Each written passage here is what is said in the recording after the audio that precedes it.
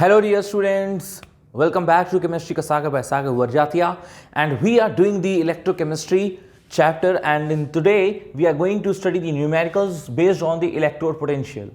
Remember students, the electrode potential we have discussed in the previous part, and we already did the one question related to the electrode potential. Rest of the questions are as follows.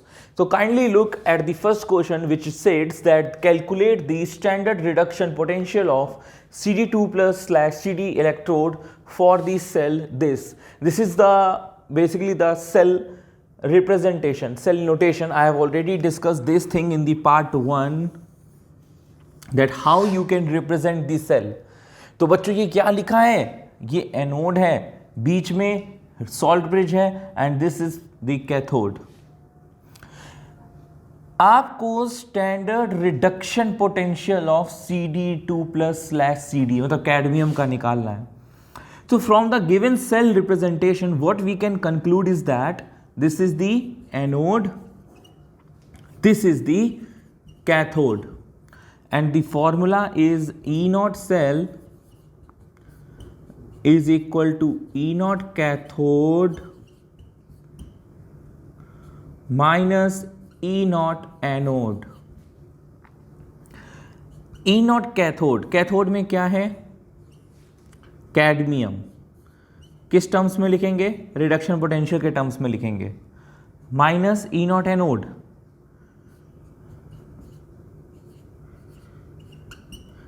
हो oxidation रहा है, लेकिन लिखते किस terms में, reduction potential के terms में लिखते हैं, क्योंकि वैल्यू हमें रिडक्शन पोटेंशियल की ही चाहिए. ठीक है. अब ई नॉट सेल की वैल्यू यहाँ पे 0.36 दी है, इसकी हमें मालूम नहीं है,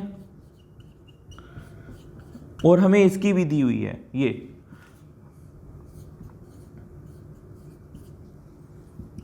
Therefore E naught CD2+2CD is 0.36 minus 0.76, that is minus 0.40 volt. This is the answer. तो बच्चों नेक्स्ट क्वेश्चन क्या कह रहा है, राइट द सेल रिएक्शन. आपको रिएक्शन लिखनी है for the following electrochemical cell. ये आपको इलेक्ट्रोकेमिकल सेल का रिप्रेजेंटेशन दिया है, जो कि ये वाली साइड क्या होती है, ये वाली साइड क्या रिप्रेजेंट करती है, एनोड को, ये वाली साइड कैथोड को. एनोड में क्या होता है, ऑक्सीडेशन. कैथोड में क्या होता है, रिडक्शन. Al3+ में जा रहा है और ऑक्सीडेशन हो रहा है, तो एनोड हाफ सेल आपकी बनेगी Al gives Al3+ 3 इलेक्ट्रॉन्स, और आपका कैथोड में Zn2+ 2 इलेक्ट्रॉन लेकर रिड्यूस हो रहा है. तो ये आपने दोनों की हाफ सेल रिएक्शंस लिख दी, and what you need is the cell reaction. तो सेल रिएक्शन निकालने के लिए इन दोनों को ऐड कर देंगे, तभी आपको रिडॉक्स मिलेगा. और ऐड इस हिसाब से करते हैं कि यहाँ वाला इलेक्ट्रॉन और यहाँ वाला इलेक्ट्रॉन आपस में कैंसिल आउट हो सके. तो कैंसिल आउट हो सके उसके लिए हम क्या करेंगे भाई, उसके लिए हम इस रिएक्शन को 2 से मल्टीप्लाई कर देंगे, इस रिएक्शन को 3 से मल्टीप्लाई कर देंगे, and we will add, therefore this 6 electrons and 6 electron will get cancel out. What we left is reactant reactant एक तरफ लिख दीजिए, प्रोडक्ट प्रोडक्ट दूसरी तरफ लिख दीजिए. तो 2 times aluminium plus 3 times Zn2+ gives 2 times Al3+ plus 3 times zinc. ठीक है, ये आपकी फाइनल सेल रिएक्शन आ गई.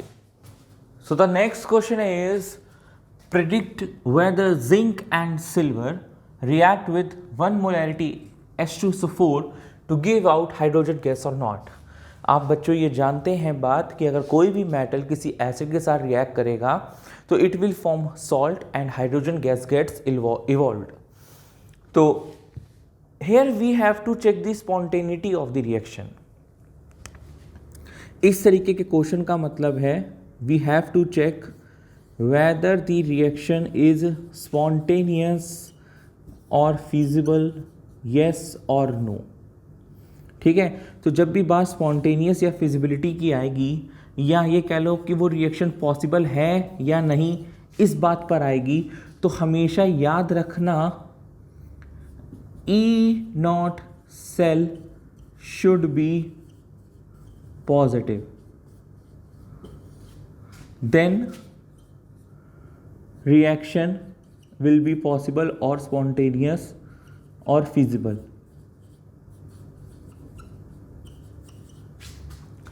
E0 सेल पॉजिटिव क्यों होना चाहिए? क्योंकि स्पॉन्टेनिटी के लिए गिब्स फ्री एनर्जी का बहुत ज़्यादा काम होता है। गिब्स फ्री एनर्जी आपकी नेगेटिव होनी चाहिए। यहाँ पर इस पॉइंट को आप स्टार मार्क कर लो। E0 सेल पॉजिटिव होना चाहिए, ये तो एक कंडीशन है। क्यों होनी चाहिए जानने के लिए नेक्स्ट पार्ट 4 में हम इसकी बात करेंगे। ठीक है, छोटी सी बात होगी, कुछ ज़्यादा वो ज़्यादा एकदम लंबी या एकदम ज़्यादा कंसेप्चुअल वाली तो नहीं है, छोटी सी बात होगी, प्यारी सी नन्ही सी बात होगी, लेकिन उसको पार्ट 4 में करेंगे। ठीक है, अभी हम लोग क्या बात करने वाले हैं कि जिंक को एक बार H2SO4 के साथ रिएक्ट करो।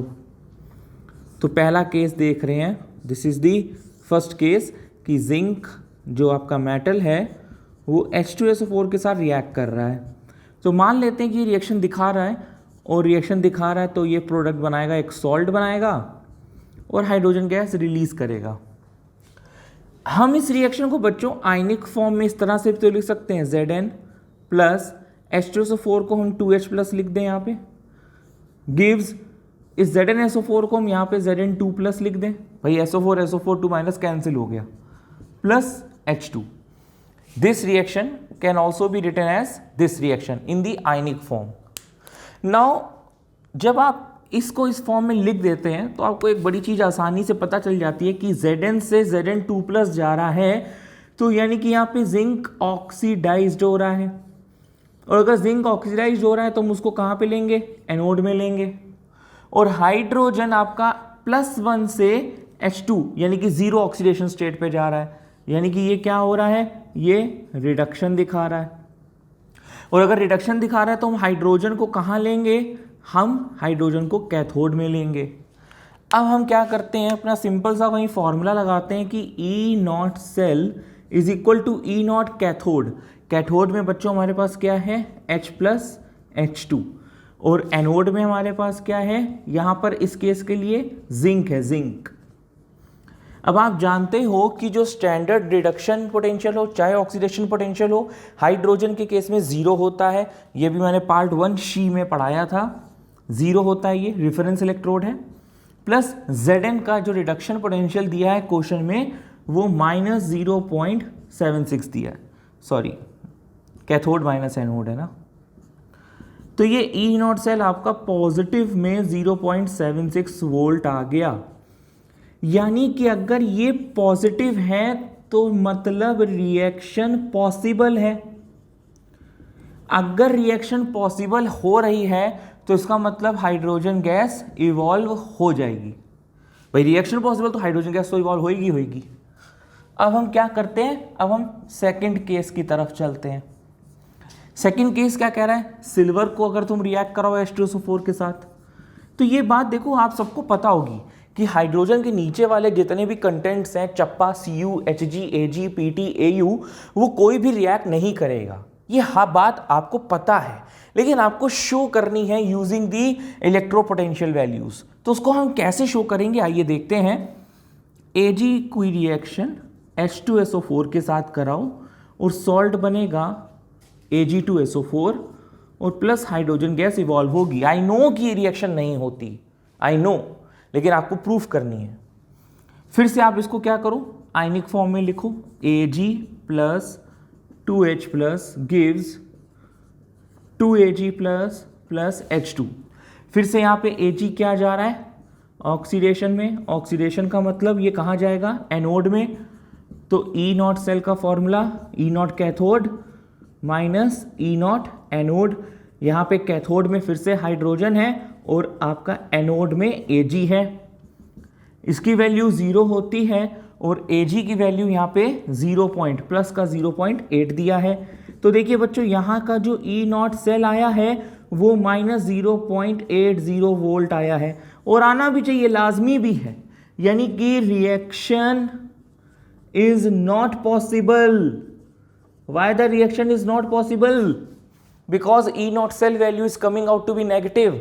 What is the condition for the spontaneity or the feasibility or the possibility of the reaction? That E naught cell should be positive. Then only the reaction will work. If it coming out to be negative, the reaction is not possible. And if the reaction is not possible, hydrogen gas will not get evolved over here. ठीक, तो पता चल गया कि zinc react करके hydrogen gas देगा, लेकिन silver hydrogen gas नहीं दे पाएगा क्योंकि वो रिएक्शन पॉसिबल ही नहीं होगी.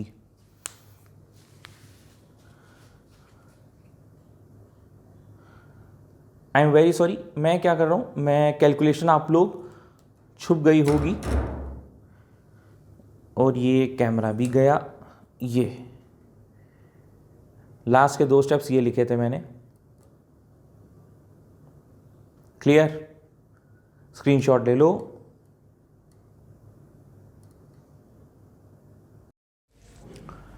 Next question is somewhat same like the previous question. The concepts and the application is the same, but the question seems to be a bit different.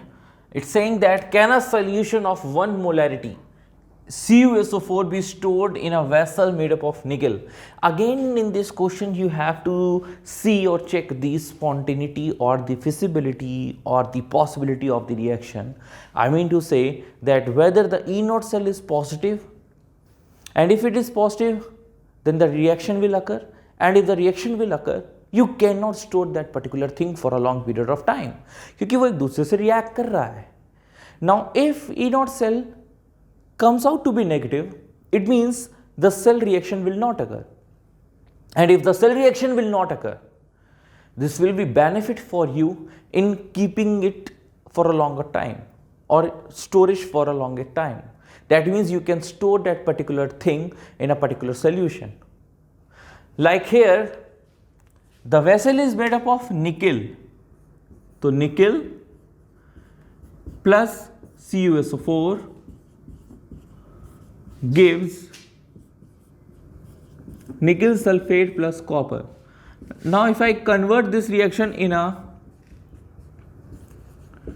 ionic form, I will get SO4 2 minus get cancelled. Ni to Ni2 plus means the oxidation, and oxidation means this is the nickel is the anode. Now E naught cell is nothing but cathode minus anode, and that too in the reduction potential forms. So E naught Cu2 plus slash Cu minus E naught Ni2 plus Ni. Cu2 plus Cu, copper का reduction potential question में given क्या है? नहीं. तो देखिए यहाँ पे एक लोचा है, इस पे ध्यान रखना. ये ऑक्सीडेशन पोटेंशियल के टर्म्स में दिया है, और हमें क्या चाहिए? रिडक्शन पोटेंशियल के टर्म्स में. तो हम E not Cu2 plus slash Cu की वैल्यू क्या आ जाएगी? प्लस 0.34. हमने बताया था साइन चेंज हो जाता है, मैग्नीट्यूड सेम रहता है. तो प्लस का 0.34 माइनस Ni2 प्लस के केस में भी सेम होगा. ये ऑक्सीडेशन पोटेंशियल है, देखिए 0 से 2 प्लस जा रहा है. हमको क्या चाहिए? इसका जस्ट उल्टा, Ni2 प्लस से Ni यानी कि माइनस का 0.25. तो बच्चों ये जो वैल्यू आई वो आई 0.59, और वो भी क्या आई? पॉजिटिव की, यानी कि सेल रिएक्शन इज पॉसिबल. अब अगर यहाँ पे सेल रिएक्शन पॉसिबल हो रहा है, यानी कि हम निकल को कॉपर सल्फेट में या कॉपर सल्फेट को निकल में आप स्टोर नहीं कर सकते. Therefore you can not store.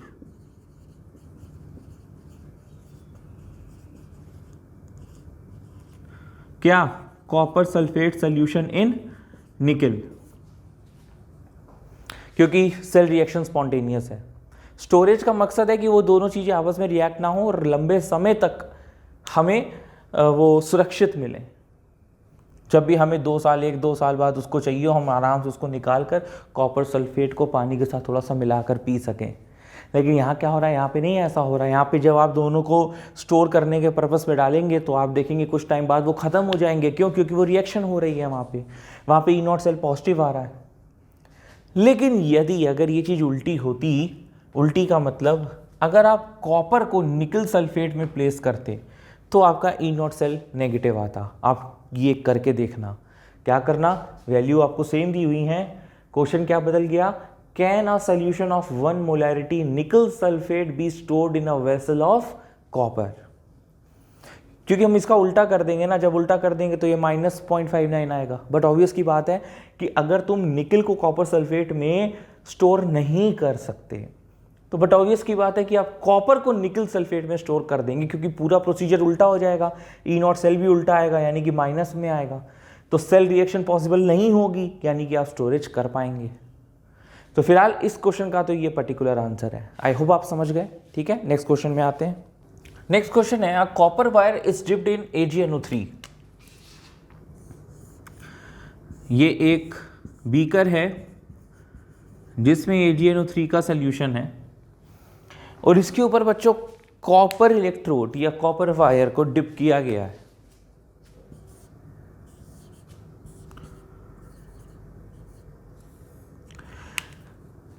और ये A मान लेते हैं इन बीकर A, और दूसरा कह रहा है silver wire is dipped in the solution of copper sulphate. ये बीकर B है और अब इसमें Ag डाल दिया है। देखो पिछले केस जैसा ही ये कुछ ऐसा केस है।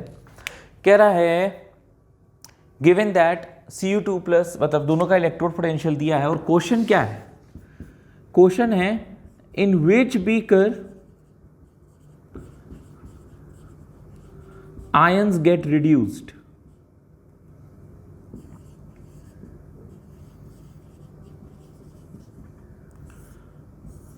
इन which beaker ions get reduced. तो भाई देखो, जब Cu को AgNO3 में डालोगे तो रिएक्शन बनेगी Cu plus AgNO3 gives CuNO3 का होल ट्वाइस प्लस Ag। अगर बीकर B में डालोगे तो रिएक्शन बनेगी Ag plus copper sulphate gives Ag2SO4 plus copper. Ionic form में लिखें तो आएगा Cu plus Ag plus gives Cu2 plus plus Ag। इसको अगर मैं बैलेंस करना चाहूँ तो यहाँ पर 2Ag प्लस आएगा और ये 2Ag हो जाएगा। सिमिलरली ये आएगा Ag plus Cu2 plus gives 2Ag plus plus Cu। फिर से इसको बैलेंस किया तो यहाँ पर 2Ag आ गया। मुद्दा है, देखो बेटा बैलेंसिंग का नहीं, मुद्दा यहाँ पर है कि E0 सेल फिजिबल है कि नहीं है।